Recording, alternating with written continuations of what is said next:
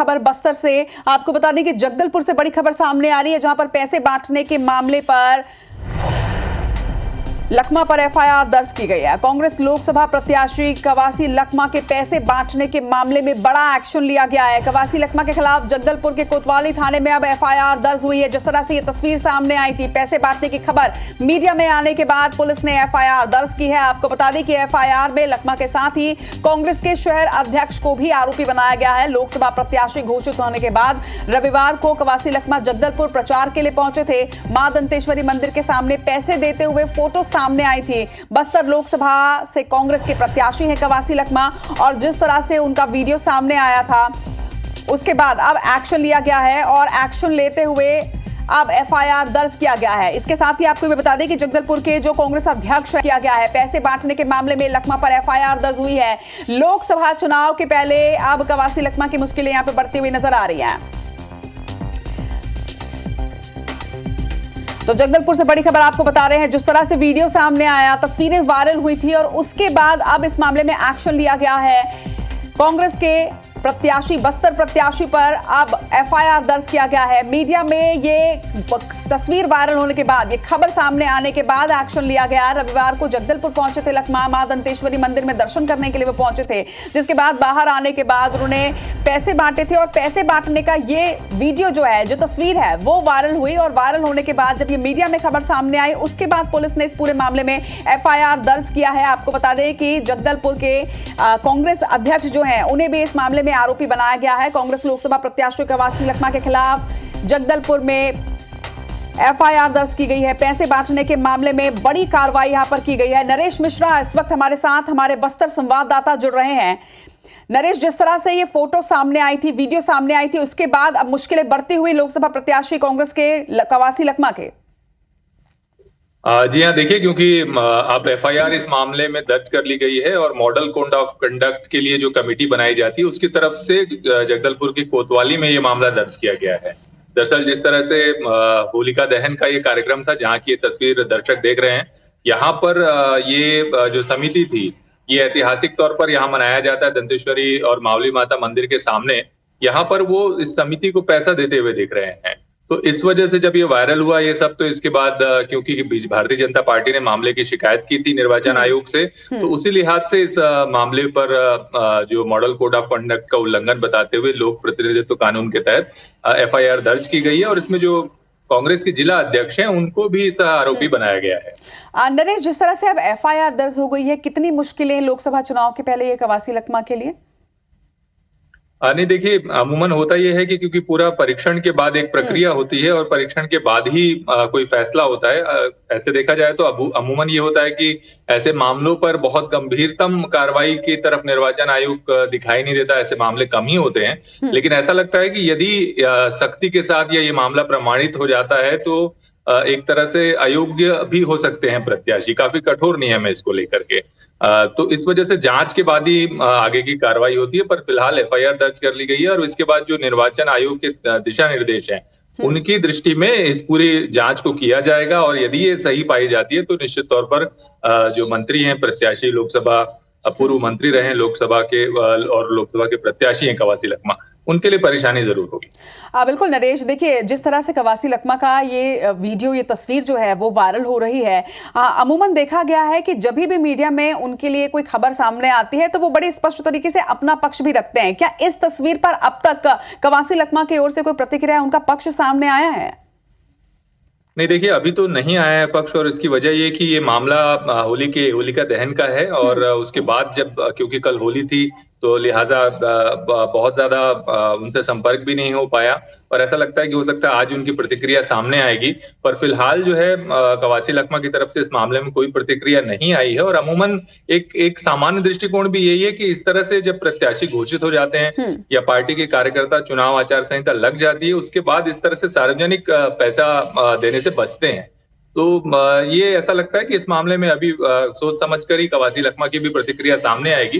लेकिन भारतीय जनता पार्टी ने इसे मुद्दा बना लिया है और ये भी आरोप लगा रहे हैं कि बार बार इस तरह की घटनाएं सामने आती हैं और इससे पहले भी जब विधानसभा चुनाव के दौरान भी इस तरह की का मामला आया था और उसमें भी कवासी लखमा पर इस तरह के आरोप लगे थे कि वो कैश बांट रहे हैं अपने विधानसभा क्षेत्रों में। तो इसको लेकर के अभी तक कवासी लखमा की प्रतिक्रिया नहीं है, पर क्योंकि वो अपने क्षेत्र में गए हैं प्रत्याशी घोषित होने के बाद जगदलपुर से, जहां पर यह घटनाक्रम हुआ था, तो संभवतः सुकमा से लौटने के बाद उनकी कोई प्रतिक्रिया सामने आ सकती है। निश्चित तौर पर नरेश, जाहिर है कि सियासत तो होगी, क्योंकि बस्तर में प्रथम चरण में चुनाव होने हैं 19 अप्रैल को, और अब बैठे बिठाए एक तरह से बीजेपी को एक मुद्दा जरूर यहां पर मिल गया है। जी हाँ, देखिए भारतीय जनता पार्टी के लिए एक बड़ा मुद्दा है ये, क्योंकि भाजपा बिल्कुल देख रही थी कि लगातार एक तरह से कांग्रेस ने प्रत्याशी घोषित करने में विलंब किया, और कोई भी मुद्दे, क्योंकि ये इकलौती ऐसी लोकसभा सीट है आदिवासी क्षेत्र की जो भारतीय जनता पार्टी के पास नहीं है।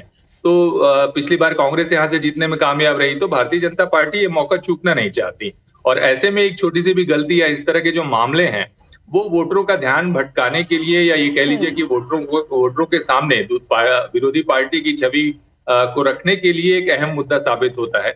और इस वजह से भारतीय जनता पार्टी ने इसे मुद्दा बनाया है कि चुनाव के दौरान इस तरह से खुलेआम कैश लेकर के जो प्रत्याशी घूम रहे हैं और उनको बांट रहे हैं लोगों को, तो इस तरह से वोट खरीदने की कोशिश हो रही है। तो एक मैसेज काउंटर स्ट्रेटेजी के तहत, क्योंकि अगर आप देखें तो भारतीय जनता पार्टी ने भ्रष्टाचार को पूरे प्रदेश में मुद्दा बना रखा है, बल्कि देश में भी लोकसभा चुनाव में अहम मुद्दा है। तो ये इसी नजरिए से भारतीय जनता पार्टी इस पूरे मामले को लेकर आगे चल रही है, और इसी वजह से तुरंत ही जैसे ये तस्वीर वायरल हुई, भारतीय जनता पार्टी के नेता केदार कश्यप ने अपना न केवल बयान जारी किया, बल्कि इस मामले में निर्वाचन आयोग में शिकायत करने की बात उन्होंने उसी समय कह दी।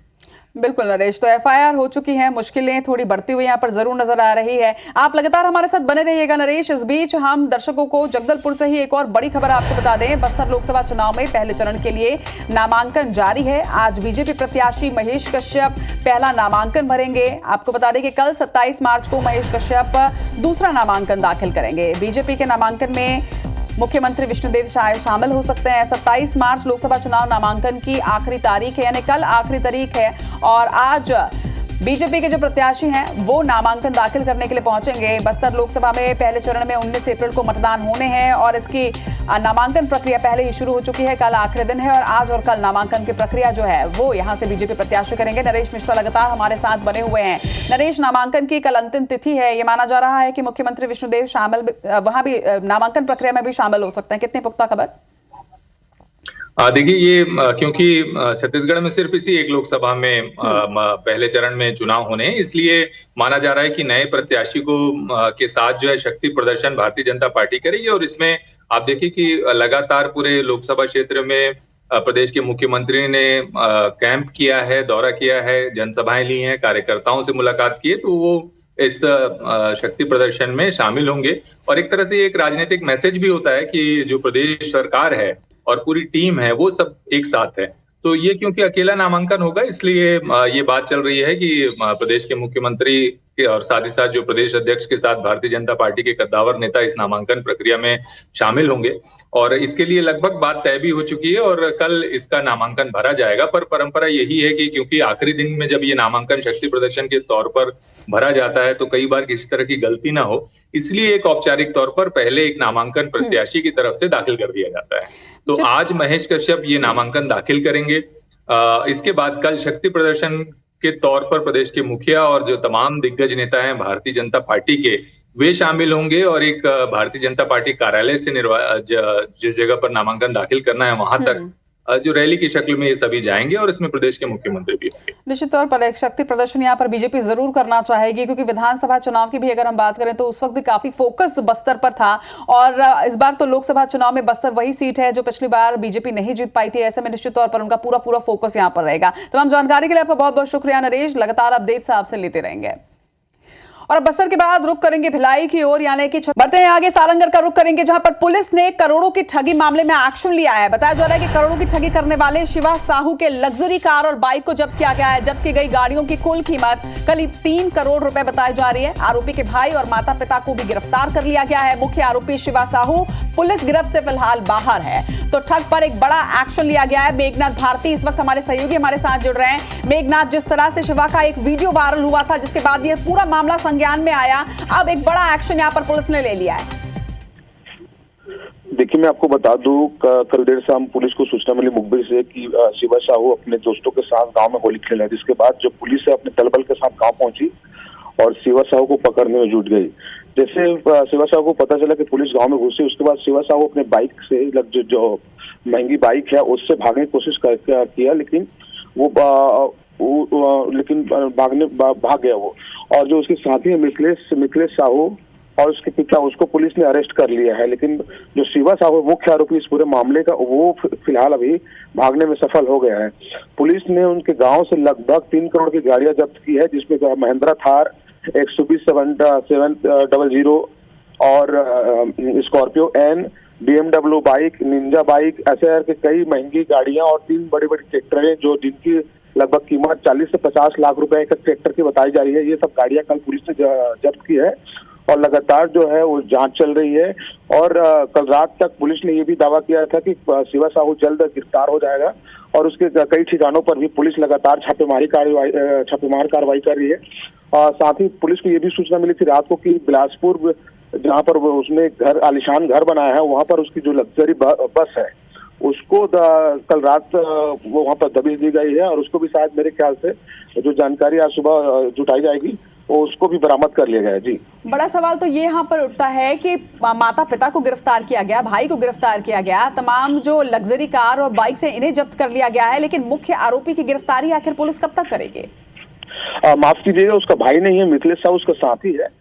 और ये जो साथी है उसके जो हर एक कारोबार में, उसके 2 नंबर के धंधे में हाथ बना रहा था, लोगों से पैसा लेता था और उसे हाथ देता था कि आपके पैसे को डबल कर दिया जाएगा। लेकिन मुख्य आरोपी शिवा साहू फरार हो गया है और शिवा साहू को जो पुलिस है, सरसीमा पुलिस है, सारंगढ़ पुलिस है, वो लगातार उसकी पतासाजी कर रही है।